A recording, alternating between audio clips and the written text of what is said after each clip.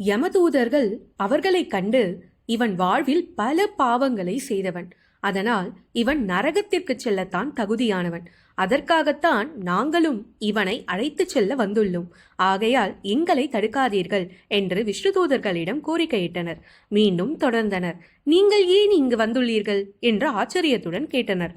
அதற்கு விஷ்ணுதூதர்கள், அவன் பகவானின் திருநாமத்தை உச்சரித்ததால்தான் நாங்கள் இங்கு வந்துள்ளோம். எங்களுக்கு கொடுக்கப்பட்ட விதி, சாகும் தருவாயில் யாரேனும் பகவானின் திருநாமத்தை உச்சரித்தால் அவர்களை வைகுண்டத்திற்கு அழைத்துச் செல்வதுதான். அதனால்தான் இவனை வைகுண்டத்திற்கு அழைத்துச் செல்ல வந்துள்ளோம் என்று யமதூதர்களை பார்த்து கூறினர். உடனே யமதூதர்கள், அவன் பகவானை நினைத்து அவரின் திருநாமத்தை கூறவில்லையே, அவன் அவனது மகனை அழைக்கத்தான் அவரது பெயரை கூப்பிட்டு அழைத்தான் என்று வினவினர். அதற்கு விஷ்ணுதூதர்கள், அவன் தனது மனசார பகவானின் திருநாமத்தை கூறினானோ இல்லையோ, ஆனால் அவன் அதை சொன்னதனாலேயே அவனுக்கு பரமபதம் கிடைத்தது என்று கூறி அவனை வைகுண்டத்திற்கு அழைத்துச் சென்றனர். இதிலிருந்து நாம கத்துக்க வேண்டிய விஷயம் என்னன்னா, செஞ்ச பாவத்தை உணர்ந்து திருந்தி வாழணுங்க.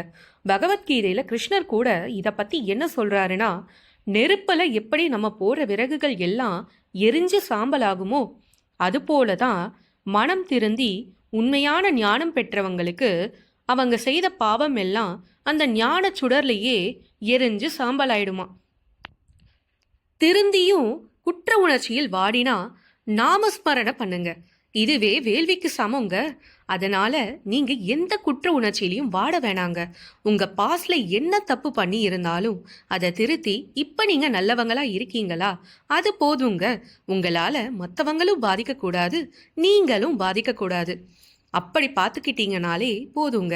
உங்க லைஃப் ரொம்ப ஹாப்பியா இருக்குங்க. உங்க மனசு நிம்மதியாகவும் இருக்கும். என்ன மக்களே, பதிவு பயனுள்ளதா இருந்ததா?